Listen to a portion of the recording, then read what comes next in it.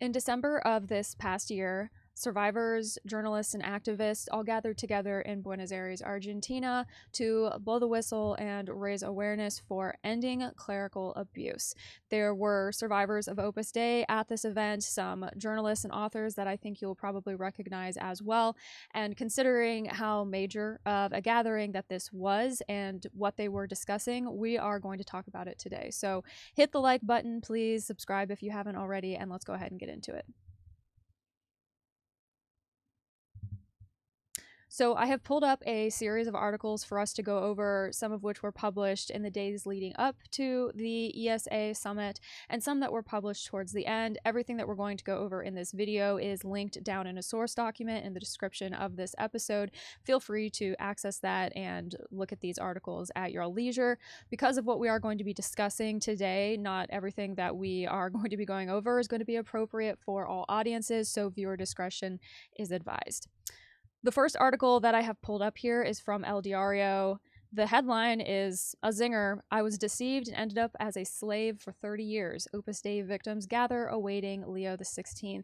Subheading says Buenos Aires will host a global summit on allegations of abuse and trafficking against the Catholic organization while victims await a decision from Leo on the organization's new statutes. That's right. If you have been following the situation with this Catholic organization, Opus Dei, then you may know that they were ordered to create new statutes quite some time ago and have been taking their sweet time getting there. And as of yet, as a matter of fact, we don't have new statutes yet. People are still waiting on those, waiting on the new Pope Leo, to do something to kick the can a little bit further down the road. So let's go ahead and get into this article. This photo here at the top, it says one of the dozens of women who have accused Opus Dei of exploitation and trafficking. I have no reason not to believe that this isn't a picture of assistant numeraries inside Opus Dei and inside an Opus Dei center doing what they do best, which is literally everything. So this article was published on December 3rd by Paula Bistagnino, friend of the channel. And it starts, I was deceived because they promised me I would go to a girls' school to study hospitality, and I ended up as a slave for almost 30 years, serving and cleaning without rest. I managed to escape after 16 years, but they found me, and I returned for another 9 years until I was able to leave again. I was a minor when they gave me the Silas and the scourge and told me that I had to flagellate myself every day to emulate the suffering of Jesus. For decades, they have recruited teenagers from all over the world, from both upper and lower classes, using deceptive methods behind their parents' backs and behind the Vatican's back. These are some of the excerpts from the testimonies that will be heard at the first global summit on allegations of spiritual abuse, servitude, and psychological manipulation faced by the Catholic institution Opus Dei, which will take place on December 16th in Buenos Aires, Argentina. Specialists and whistleblowers from Latin America and Europe will gather there. The initiative arose from the global organization Ending Clergy Abuse, ECA, following a historic private audience with Pope Leo at the Vatican on October 20th. It was the first time a sitting head of the Catholic Church has received an NGO fighting clerical abuse. And that is a pretty big deal, considering the fact that the Catholic Church has a 2,000-year paper trail of abuse. For the first time in 2,000 years, a pontiff decided to hear what these people have to say. Wow. Quote, the church has a moral responsibility to support survivors and prevent future harm, said Tim Law, co-founder and board member of ECA in the United States.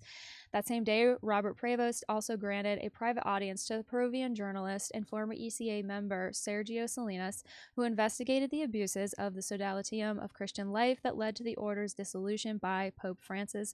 Prevost knew him well from his years as a missionary. And I have an entire standalone deep dive going into the downfall of the SCV and the people connected to it if you are interested in learning more about that. It is just the part 1 right now. I'm working on part 2, so it's the perfect time to jump in and get caught up before I release the second part.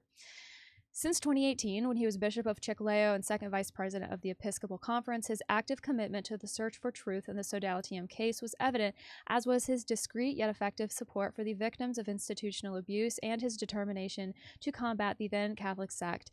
This commitment continued even after his appointment as Cardinal Prefect of the Dicastery for Bishops, Salinas told El Diario. The investigative journalist and former member of the Sodalitium, author of Half Monks, Half Soldiers and The Truth Will Set Us Free, will be one of the hosts of the conference on Opus Dei in Buenos Aires.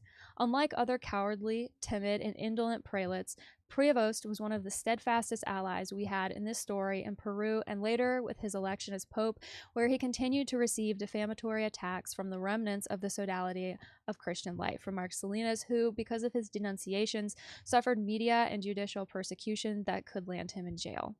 In 2021, 43 women reported to the media and to the Vatican's Tribunal for the Doctrine of the Faith that they had been deceived and subjected to exploitation by Opus Dei as unpaid servants in conditions of semi-confinement for decades since they were teenagers in Argentina. The complaint, although not formally answered by the Holy See, prompted Pope Francis' decision to modify the hierarchy and remove privileges from Opus Dei, the organization founded by Jose Maria Escrivá de Balaguer in 1928 and present in 68 countries across 5 continents.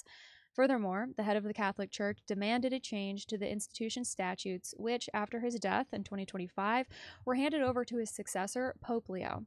Amidst anticipation surrounding Pope Leo's plans for Opus Dei, the summit will be held in Buenos Aires. The Argentine capital was chosen because it is there that a formal accusation has been filed against the highest authorities of Opus Dei in that country for the past 40 years. The accusation was filed in October 2024 after a 2-year secret investigation by the Office of the Prosecutor against Trafficking and Exploitation, Protex, and Federal Prosecutor's Office Number 3, headed by Eduardo Tayano, who concluded that, quote, there was a system of recruitment and exploitation of poor women, servitude for elite members, and priests, end quote. Among those accused is Father Mariano Fazio, currently the second most important figure in Opus Dei worldwide.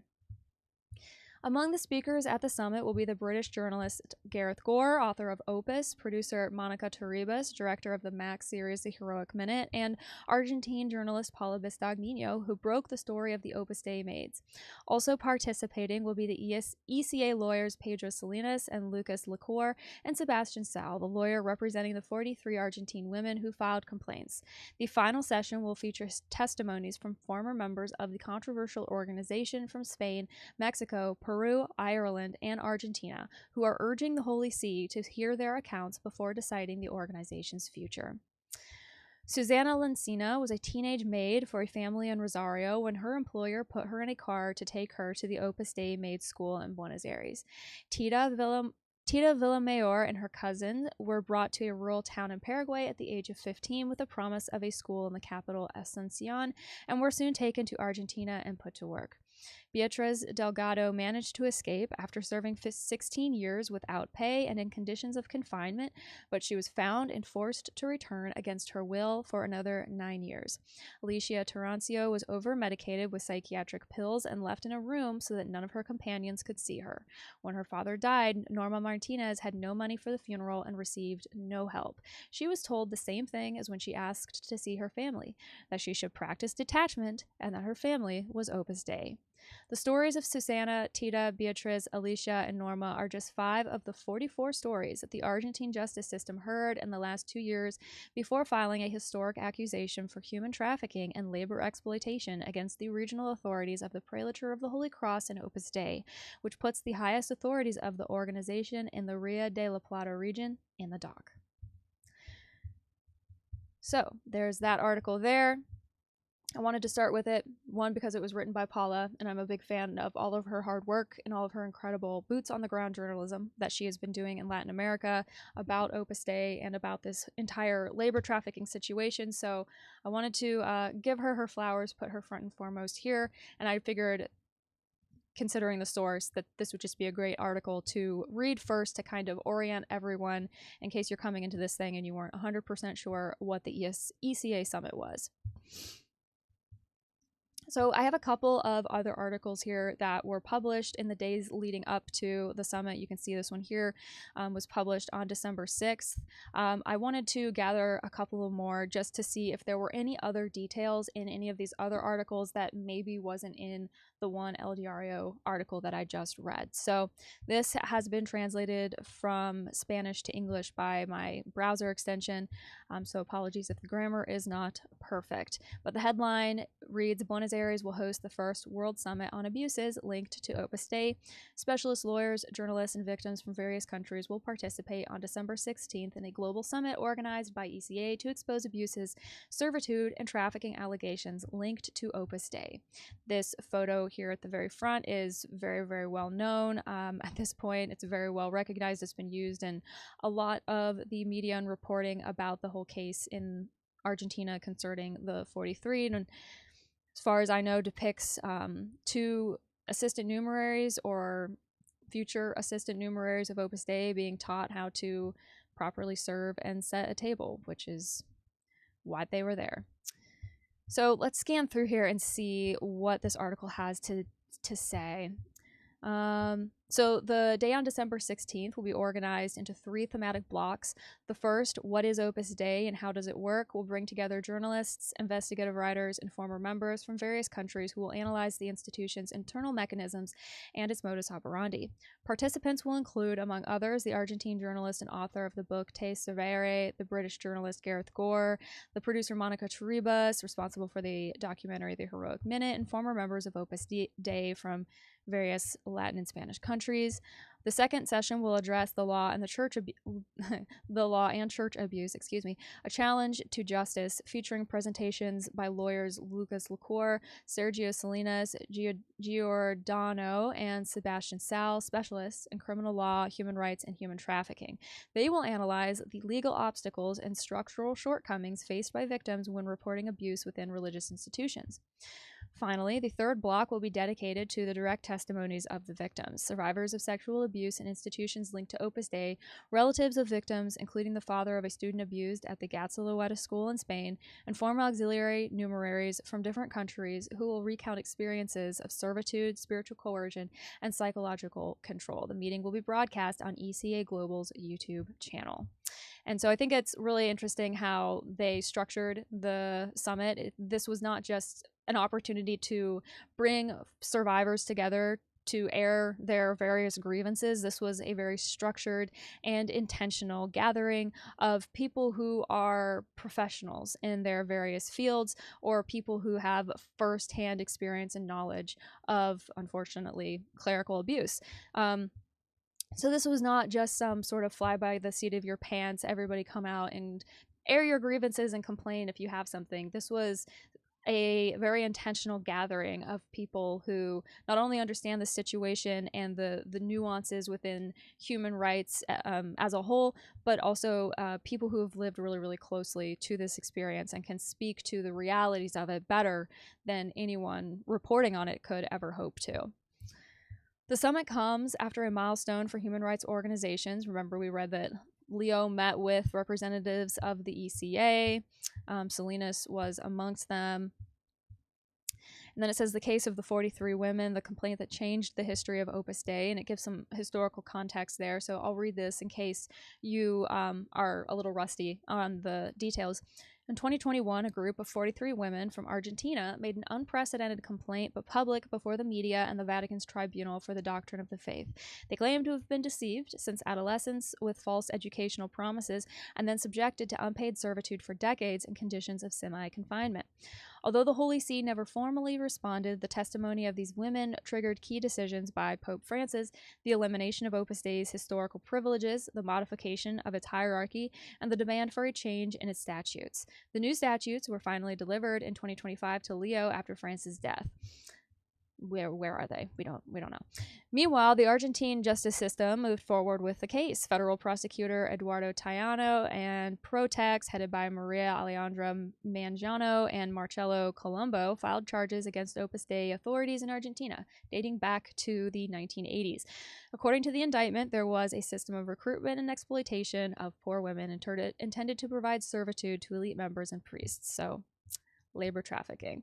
For ECA, which has a presence in 30 countries, the meeting is part of a global strategy against clerical abuse and institutional cover-ups. The organization maintains that silence protects the abuser, not the child, and demands profound reforms in structures that they have alleged allowed impunity to prevail for decades.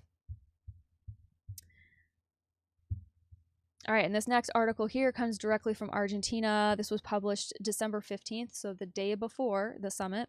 Headline reads, Women denounce exploitation and forced labor linked to Opus Dei in Argentina. Former members say they were deceived as minors, subjected to unpaid domestic work and extreme control in Opus Dei. So on December 16th, Buenos Aires will host the first international meeting. Former members who claim to have been deceived and trafficked when they were minors, and that includes the 43 women in Argentina. They claim they were lured to Opus Dei schools as children and teenagers under the promise of receiving an education. According to their accounts, upon arrival, they were forced to work up to 12 hours a day cooking and cleaning for members of the male elite without any kind of pay. According to information reported by The Guardian, Pope Leo encouraged the organizers to convene the conference privately. However, the allegations go beyond excessive work. Many women report being subjected to extreme levels of control. And just before we move on really quickly, the rumor carried by The Guardian that Pope Leo had privately encouraged the organizers of this conference generated quite a bit of turmoil amongst certain Catholic sectors leading up to and following this summit. And in my December newsroom analysis, which is a segment that I do every single month here on the Deep Dive Project, I read one of the articles, which was from the Catholic Herald. And if you want to see my reaction to it, you can go and watch my December newsroom analysis. It was the last article that I read in that analysis, so you can find it pretty easily. But if you would rather not have to do the searching, I will be posting just that segment by itself after I post this video going over and talking about this summit, just because I think it will be a nice second part to this entire thing. And now that I am talking about the ECA Summit and reading these articles and everything, going to be releasing this video, I think it will be good to highlight once again some of the response to the people organizing this and to the Pope allegedly supporting it. Very, very interesting, very odd, I think, but I digress. Reading on. According to the testimonies, letters were censored, family visits were discouraged, and reading any material that wasn't for children or religious purposes was forbidden. Furthermore, even after managing to escape, the women claimed they were left without money, clothes, and even professional qualifications. Based on the women's testimonies, Argentina launched an investigation. Although it went slowly, in 2022, they also ordered the review of the statutes of Opus Dei. The Vatican did. So we've had kind of two sides of the same thing playing out simultaneously, the civil criminal side of things in Argentina, and then the Vatican side of things that kind of have all been advancing slowly on their own separate tracks. But I think to think that they are not being influenced by each other would be a really ignorant thing to think. This is not happening in a vacuum. A source close to the case stated that Pope Leo supported the holding of the meeting organized by the network ending clergy abuse. There is an expectation of a statement from the Pope after the conference. However, the Vatican said it can neither confirm nor deny the information. Opus Dei, which operates in more than 70 countries, denies the accusations, of course. One of the whistleblowers, Claudia Carrero, will participate in the conference. She claims that she was taken to an Opus Dei school at age 13 in 1979 under the promise of vocational training, but ended up subjected to domestic work and strict control.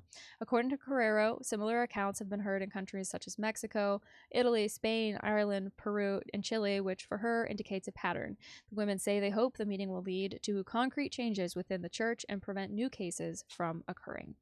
Because I think at this point, that is a really big consideration. If this organization is going to stick around, if the Vatican is not going to suppress it as it has suppressed other harmful organizations in the past, then how it proceeds with interacting with people and its proselytism activities is important, considering the things they've been accused of up to this point. All right, moving right along. So this is from the 17th, the day after the ECA Summit. A historic event in Buenos Aires, the first World Summit on Opus Dei abuses, was held. So this is following, and I figured we would just read and see what they have to say about that. Again, this has been translated from Spanish to English on my browser. So, Buenos Aires became the global epicenter on Tuesday for exposing serious cases of institutional abuse targeting Opus Dei, an ecclesial organization entrenched in the Catholic Church since the late 1920s, which Pope Francis has fought against from Rome. For more than 3 hours, journalists, researchers, lawyers, family members, and victims from a bunch of different countries gathered at the first global summit organized by the ECA network, revealing the alleged criminal activities of this group. The day was divided into 3 sections, like we read. Opus Dei is key to the history and reality of all of these groups with sectarian characteristics, Salinas stated, highlighting the work of Pope Francis continued these days by Pope Leo to eradicate them. It is worth remembering that the organization was founded by Escriva in 1928. Paula Bistagno participated, Gareth Gore participated, Monica Terribas, not to mention all the various survivors. Let's see. Gore was quoted saying, according to the organization itself, Opus Dei has a single purpose: to help everyone find Christ in their work, family life, and all of their activities. But for me, these are nothing but empty words designed to distract people from the harsh reality, Gore summarized. And I would have to agree with that perspective as well. He clarified, it's exactly the opposite. Opus Dei doesn't exist to help others, but to help itself. For almost 100 years, this group has been able to operate with near total impunity, abusing the legitimacy conferred by the Vatican to attract innocent victims. And that's a very, very good point, and something that I think is so important to keep in mind. The fact that just because Opus Dei is a Catholic organization means that it carries a sort of assumed degree of credibility in a lot of people's eyes, in a lot of Catholic people's eyes, because they're going to know that no organization would be able to exist and be a participating member of the body of Christ and the life of the church if it was not within alignment with the Vatican. Ergo, Opus Dei must have the approval of the Vatican and must therefore be good, because people want to be able to trust the church and trust the decisions that the church makes. Opus Dei has used that to their advantage, I think, and Gareth Gore is in agreement with that. According to the expert, this is an organization that has actively recruited minors pre-selected for manipulation. Gore explains that this is how they manage to extract girls from vulnerable areas and reduce them to a life of servitude, offering them false promises of a good education and a better life. He repeatedly broke the seal of confession to take advantage of his own members. For Opus Dei, faith is a tool that can be used to obtain money, influence, and obedience for the benefit of the organization, Gore warned. Whoops, my article just flipped back to Spanish. In turn, Terribas recalled that Opus Dei now must provide an annual accounting of the funds it handles in relation to priests. Speaking from Spain, she maintained that there is a systemic pattern of spiritual abuse and psychological coercion of each and every person who ends up becoming a member of that organization. There are many numeraries, supernumeraries, associates, and cooperators who do not feel abused, which is very true, and I'm glad that she's acknowledging that. But, and this is a big but, there are many more who are leaving because they consider themselves victims of spiritual abuse in the name of God, because life is subjected to a dynamic of rules that makes your own judgment disappear. Two things can be true at the same time. Peruvian, the order of the words got out of whack here. Peruvian professor of philosophy Edgar Minube, who spent more than 15 years as an associate member of Opus Dei, described the organization as a great spiritual fraud. It should be noted that a significant portion of the clergy in Peru was comprised of priests from this group. Peru is not a very big country, so they managed to kind of take over a small nation, and more or less from a clerical perspective, according to Edgar Minube. And I would think that he would know, having spent 15 years as an associate member of the organization. Minube stated that all members were required to hand over their entire salary and sign a will listing all of their assets. Yes, this is something that numerous former members have reported being required to do. Argentine Federico Johansson, a former numerary member of Opus Dei, explained that the incorporation process involves a series of deceptions perpetrated by the organization. Bistagno emphasized that, Quote, "It's clear how schematic, structured, hierarchical, and pyramidal it is." Paraphrasing a numerary member who spent more than 30 years in Opus Dei, the Argentine journalist asserted that it is a mixture of a sect, a multinational cooperation, and a political party. She added that it's present in 68 countries and operates like a franchise. The second session addressed the law and church abuse, a challenge to justice. During this segment, lawyer Lucas Licor, member of the ECA, Sergio Salinas Giordano, director of ECA, and Sebastian Sal, who's representing the 43 women, specialists in criminal law, human rights, and human trafficking, presented their findings. They analyzed the legal obstacles and structural shortcomings faced by victims when reporting abuse within religious institutions. Quote, 4 or 5 years ago, I received an email from the 43 women, and to think what has happened since then is incredible. Legally, what we have here is the recruitment of people, said Sal, who explained that because of its organization Opus Dei, which is vertical and pyramidal, and nothing is left to chance, orders were given from the prelate down. Thus, keeps popping back over to Spanish. Thus setting up a structure to recruit minors, numeraries who went to different parts of the country looking for vulnerable Catholic families with many children, which is just really, really dark and predatory when you really stop to think about it in context, especially given the fact that the Catholic Church has kind of had a habit of sort of implicitly encouraging Catholics to have children and to have many, many children. In some cases, you could argue more children than the parents can adequately support and provide for. And so that creates a bit of a situation that is ripe for exploitation. And who but Opus Dei is waiting to take advantage of that vulnerability? It's really, really dark and twisted, really messed up when you stop to think about it and step back and look at the forest for the trees. How you could not feel sick to your stomach over this is beyond me. According to what could be pieced together, they were then submitted as students, and after spiritual, professional, and vocational training were made numerary assistants to perform domestic tasks in Opus Dei centers both in Argentina and abroad. In most cases, their freedoms were restricted, and they were paid a sum of money that was withheld and managed by the same people who were supposed to pay them. The lawyer explained that it all began with a journalistic investigation, which a civil association then used to file a criminal complaint with Protex. Sal, for his part, joined the legal action. Prosecutors Eduardo Tayano, Alejandra Mangiano, and Marcello Colombo, I'm sorry if I'm not pronouncing all those names perfectly, conducted a thorough investigation involving the then #1 representative of Opus Dei in the country. Now, the case is under the jurisdiction of Judge Danielle Rafecas, who has moved forward with the possibility of adding new victims to the file, victims who are currently being abused by the network. So that would be a really huge development if that were decided, because one of the defenses of Opus Dei since these victims, these 43 women, stepped forward has been that, well, this all happened in the past and we're super sorry about it, but it's in the past now and everything is fine.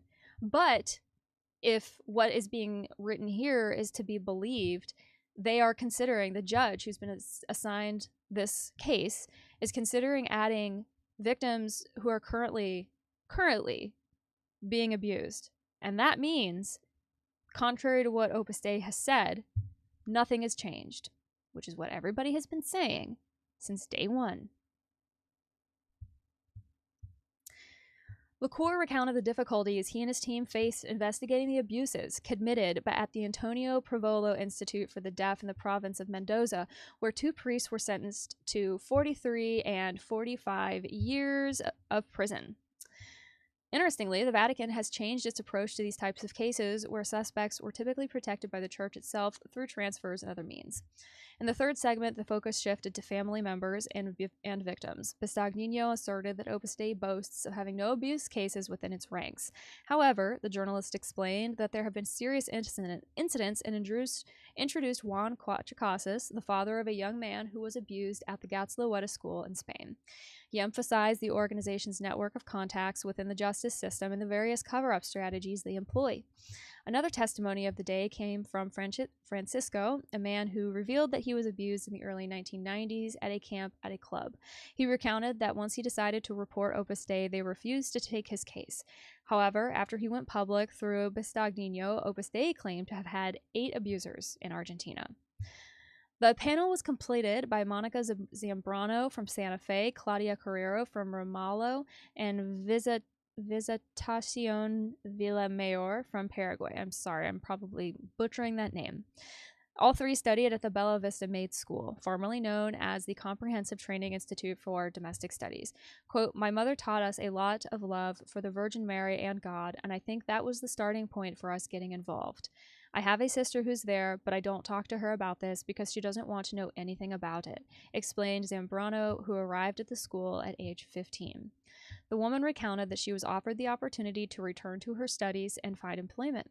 "The workday was long and intense. We had to rush around," she said. As soon as they finished breakfast, each girl had to check a bulletin board to see what the tasks she would have to do that day.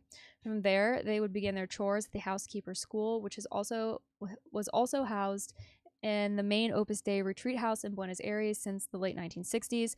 The work consisted of cleaning, preparing food, and washing and ironing clothes. After some homework around mid-morning, a priest gave them lessons. Then they continued working, had lunch, and went back to work. They returned to the school at around 6 p.m. and continued working until dinner. After dinner, they continued their tasks in what they called the tertulia, a social gathering. Finally, at 10 p.m., they had to go to their rooms where they were not allowed to speak to each other. Claudia arrived at the school at age 14 in 1980. She was a student, initially enrolled as an assistant teacher and later taught classes. She said that they learned subjects such as labor sciences, workshop practices, and cooking classes, in addition to courses in mathematics, language, and history. "Sometimes we would arrive and fall asleep from exhaustion. They would send us to the bathroom to wash behind our ears to stay awake," she stated. Finally, Villamayor recounted that she was recruited from her village about 5 hours from Asuncion. She explained that her family was very poor and she saw an opportunity to study. However, as soon as she arrived at the Paraguayan capital, she was separated from her cousin and forced to work. She waited for months to go to school in Buenos Aires. And again, it's popping back to Spanish. Finally, as a minor, she was transferred to Argentina. According to her account, she first stayed for a while in Recoleta and from there went to Bella Vista, where her workday began at 6 a.m. and ended at 10 p.m. Villamayor repeatedly asked to return to her country, but her request was denied. Each time she insisted, she said she was transferred from city to city and even from province to province. And I'm wondering, was proper paperwork filed and kept for those various transfers? Was there proper paperwork for her crossing national borders to leave her country to go and work for Opus Dei?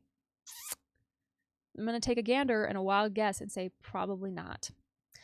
Later, she returned to Bella Vista, where she considered escaping, but she was undocumented and afraid, so she had no paperwork. I was right. No paperwork. So she's trapped. You know what it's called when someone who has more power and more money than you says, "Hey, come on over here and we'll give you a job and we'll pay you." And then you come over believing them and then they take everything away from you and deny your request to leave? Do you know what that's called? I do. It's called labor trafficking. And it's a really big freaking deal. It's a crime worthy of prison time. And there's a lot of years lost for all of these dozens and dozens, hundreds, thousands of people that have come into contact with this organization. Somebody is accountable for those lost years. I would not want to be the number 2 in charge of Opus Dei right now. I wouldn't want to be the number 1 in charge of Opus Dei right now, if I'm being totally honest, because it's not looking real good. All right, moving right along. We got this one and then one final, and then we'll be wrapping up. Thank you so much for being here with me through this. Please don't forget to subscribe if you haven't already. And if you're interested in checking out any of my other work, connecting with me on socials, all of that stuff is linked down in the description of this episode. And I hope that you will. So this was published on, is there a date? Down at the bottom? No. Oh, right up here in the top, tiny. December 20th. So this is another following the summit. This was also translated from Spanish to English. Sexual abuse and trafficking for the purpose of servitude. Opus Dei crimes revealed at unprecedented summit. So this is, again, just about the events during and following the summit. Kind of just to scan through here and see if there's anything in this article that wasn't in the previous one, although that was a great article, I thought, very like detailed. Let's see. So yes, experts attended. It was held in Buenos Aires. People from all over the world, all over Spain, Latin America, and the UK showed up for this thing. There were lawyers and experts and survivors, and they talked about the difficulties of accessing justice and various forms of clerical abuse. I'm sure that the statute of limitations came up in that as well, which is always a problem because, you know, the statute of limitations say that you can't go bringing up a crime that occurred so many decades ago. But that's a roadblock for a lot of survivors accessing justice or anything, really, because it can take decades for a person to come to grips with the fact that what they went through was abuse. So there's a lot of conversation right now actually happening in my country and other countries around the world about the statute of limitations. It's been relaxed in certain cases in some states, and I think we're going to see a lot more change over time just because of the fact that, like I said, it can take so long for a person to come to terms with something that happened to them, and even longer yet to decide that actually they need to do something about it. And if something like a statute of limitations has run out by the time that they come to that decision, then that can really leave people in a horrible, horrible spot. So anyway, the announcement of the unprecedented meeting anticipated the participation of former members of Opus Dei and family members. They mentioned that the Pope received the representatives of the ESA, which was a first for them, which is sad. Talk about how the initial complaint by the 43 women back before it reached the crisis point that it is at now, when it was originally submitted to the Vatican, precipitated some changes being made to Opus Dei's privileges and how it stands with the rest of the church. The Argentine newspaper Tiempo Argentino considered the summit an historic event. And then women were reported being recruited as teenagers from poor families, trained as domestic servants, and supposedly to provide them with employment opportunities, but those never came, and they were instead forced to work these grueling hours, cooking and cleaning and washing and ironing, and also receiving this religious instruction, which I'm sure in no way, shape, or form helped them with the pressures that they were under. And of course, they never received any payment. During their confinement, they were not allowed to speak to each other, and rest periods were minimal as they had to work from 6 in the morning until 10 at night, including weekends. From the beginning, family visits were forbidden. They were also not allowed to leave or return home, even if they requested it. They only managed to leave after escaping and beginning to denounce what was happening at the religious institution. The stories of the people who have had to get away from this organization sound like they should belong in like Scientology or something like that, frankly. They are so harrowing and so sad and so heartbreaking. And if you are not familiar with the experiences that people are having, these women are having in this organization, I just at the end of this past year got to interview Anne-Marie Allen, who is an Irish former assistant numerary of Opus Dei. She wrote a book called Serve: My Lost Years at the Heart of Ireland's Opus Dei. I've got it sitting behind me on my bookshelf, and she so graciously shared several hours of her time with me to tell me about her experience in Opus Dei and the things that she saw and the things that she went through and the toll that the experience took on her physically and mentally. And it's a really, really intense thing. And I think people maybe have become a little bit desensitized to the term human trafficking because we hear it so much anymore that the full weight of what it actually means and what it looks like for the day-to-day lives of the people who are being trafficked can sometimes kind of be forgotten. And Anne-Marie provided some just fantastic clarity and exposition on what that is actually like to be that person who is being trafficked. And I think it's pretty easy to take her experience and extrapolate that out and apply it to the experiences of many, many, many women in Opus Dei, because the one thing you got to hand to this organization out of everything is that they are really good at being consistent, and at least in my opinion, being consistently terrible. And so the things that a person experiences in one part of the world are very likely going to be reflected in the experiences of other people in other parts of the world, just because there is this sort of cohesion across the board within the organization, which is really, I think, really, really interesting. So anyway, let's see. Moving on from that, this is the last article. And then I'll show you the ECA Global's YouTube channel as well. So this was published on January 2nd, 2026, and is the final article that I'll read discussing the summit. Opus Dei victims speak at a summit in Buenos Aires. Quote, "I realized I was a prisoner." This was written by Laura Guarinoni. Apologies if I did not pronounce your last name correctly.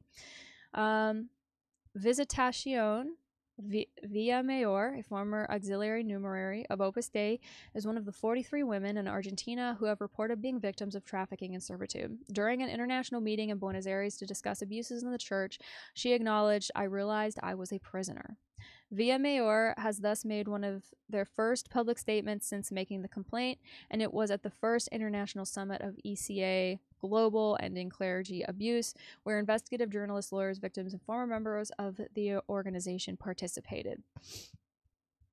Quote, "A friend came to visit me and I realized that she was free. She had the key to where she worked, where she lived. She received a salary. She could go dancing, watch TV, listen to music. I realized that I was a prisoner." That's the full quote. Here's another one. "I was moved between Paraguay and Argentina for years without documents and as a minor, while I insisted that I wanted to leave. It took 4 years for them to let me go."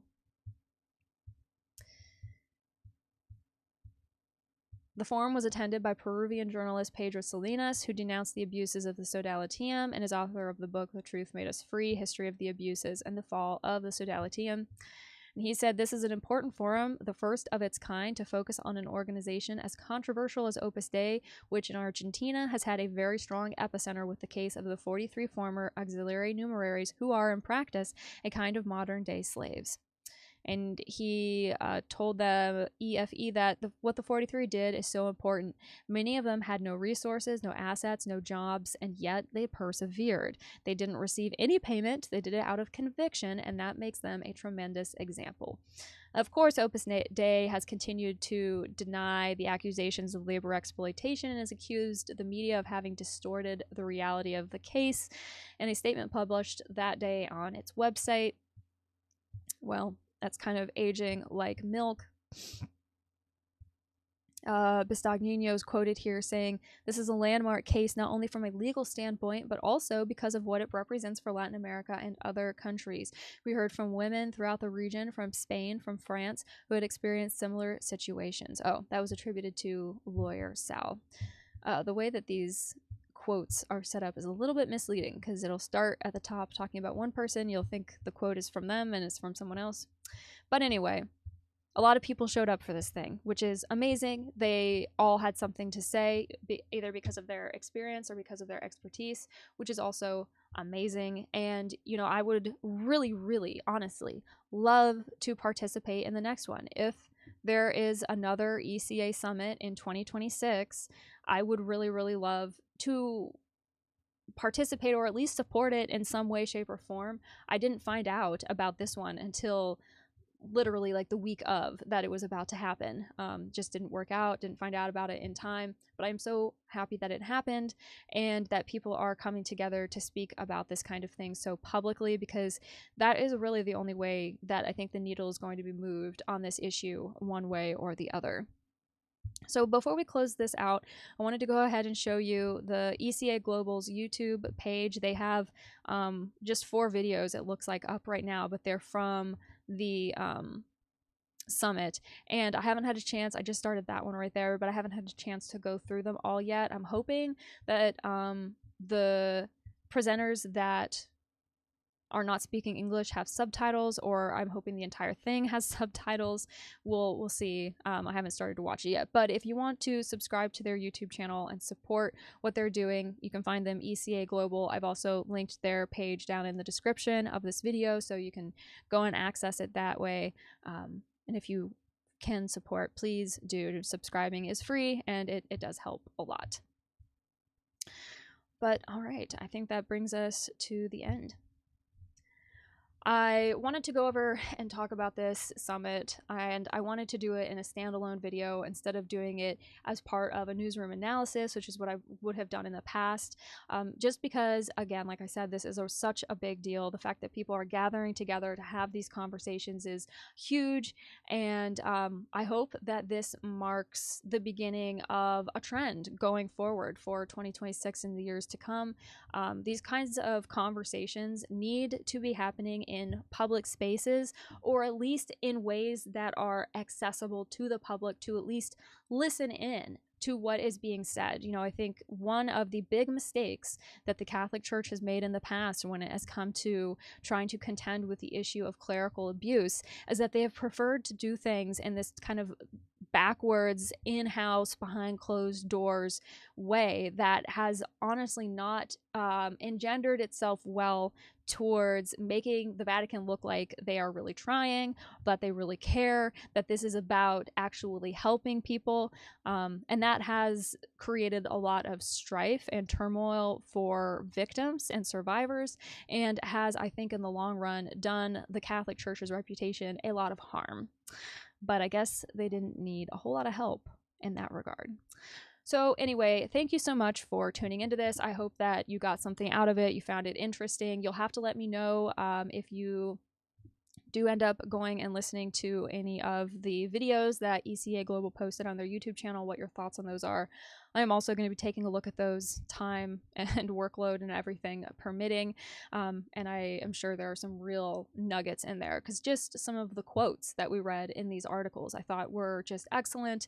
And again, anything that we can do to put this reality, which, you know, abuse is happening regardless of whether or not we want to acknowledge it, the more that we can do to put that at the forefront can only be a good thing in the long run, especially in terms of like instigating change and reform and all of that good stuff. So that is where I'm going to leave this video for now. I will have another video coming out in the not too distant future about a situation with an Opus Dei school over in Spain and some child abuse. Super fun. So anyway, keep your eyes peeled for that. Subscribe so you don't miss it if you haven't already. And I will have a new video for you all very, very soon. And in the meantime, do not forget, nolite te bastardes carborundorum. Don't let the bastards drag you down.